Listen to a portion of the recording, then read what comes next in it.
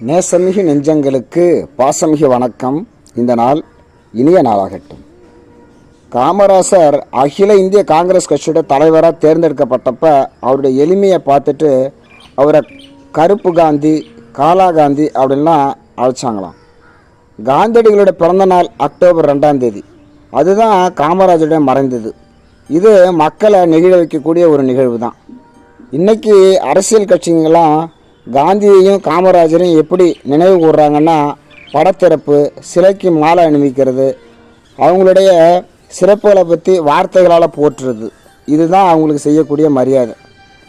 மகாத்மாவினுடைய வாழ்க்கையில் நடந்த ஒரு நிகழ்ச்சி. சபர்மதி ஆசிரமத்தில் ஒரு நாள் தன்னுடைய அறையில் காந்தியடிகள் ரொம்ப நேரமாக எதையோ தேடிட்டு இருக்கார். கீழே குனிஞ்செல்லாம் மூளை முடுக்கெல்லாம் தேடுறார். என்னவா இருக்குன்னு ஆசிரம ஊழியர்கள் திகைச்சு போகிறாங்க.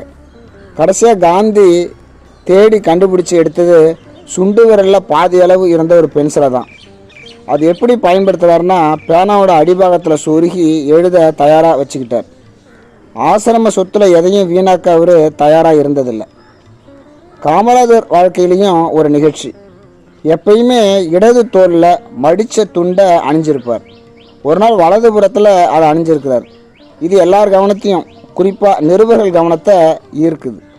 ஏன் துண்டு இடம் மாறி இருக்குது, சோதரர்கள் ஏதாவது சொல்லியிருக்காங்களா அப்படின்னு நிருபர்கள் விடாமல் அவர்கிட்ட கேள்வி கேட்குறாங்க. ஒன்றும் இல்லை, சும்மா தான் அப்படின்னு சொல்லி துண்டை இடதுபுறம் மாற்றி காமிச்சாராம். அப்போ தான் தெரியுது, வலது பக்க தோல் பட்டையில், தோல் பகுதியில் சட்டை பெருசாக கிழிஞ்சிருக்கு. அதை அவர் மறைச்சிருக்கார். இதெல்லாம் அவர் பெருசாகவே நினைக்கல. காந்தி காமராசர் பற்றிய இந்த நிகழ்ச்சிகள் இன்றைய அரசியல்வாதிகளுக்கு சொல்லக்கூடிய பாடங்கள் தான் நிறைய. கவுன்சிலரான மறுநாள் பிரம்மாண்டமான ஆடம்பரக்காரரை பவனி வர்றது, தேர்ந்தெடுக்கப்பட்ட பிறகு அவங்க காட்டுற பந்தா, மடிப்பு கலையாத உடைகள், இதெல்லாம் காந்தி காமராஜருடைய வாழ்க்கையில் நடந்ததை நாம் பின்பற்றணும்னு சொல்லக்கூடிய பாடங்கள் தான். எம்பிக்களும் எம்எல்ஏக்களும் கட்சி பதவி வகிக்கிறவங்களும் மக்கள் சேவகர்கள் அப்படின்ற நினைப்போட எளிமையாக வாழணும்.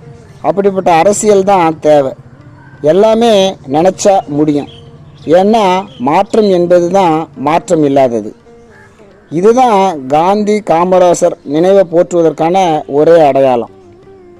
நமக்கும் சில புரிதல்களை சொல்ல இந்த அழகான பதிவு. தெரிந்து தெளிந்து செயல்படுவோம். அப்படிதான் டீ கடையில் 2 ஆசாமிங்க பேசிக்கிட்டாங்க. ஒருத்தன் கேட்டான், நடிகன் அரசியல்வாதி இவங்களுக்கு என்ன வித்தியாசம்னு. தெரியலேன்னு இன்னொருத்தன் சொல்ல, அப்பப்போ ஆடையை மாற்றினா அது நடிகன், அப்பப்போ மேடையை மாற்றினா அது அரசியல்வாதி அப்படின்னா சிரிச்சுக்கிட்டு.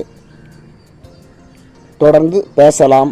உங்கள் அன்பன் ஆறுமுகம், ஆசிரியர் பன்னுருட்டி.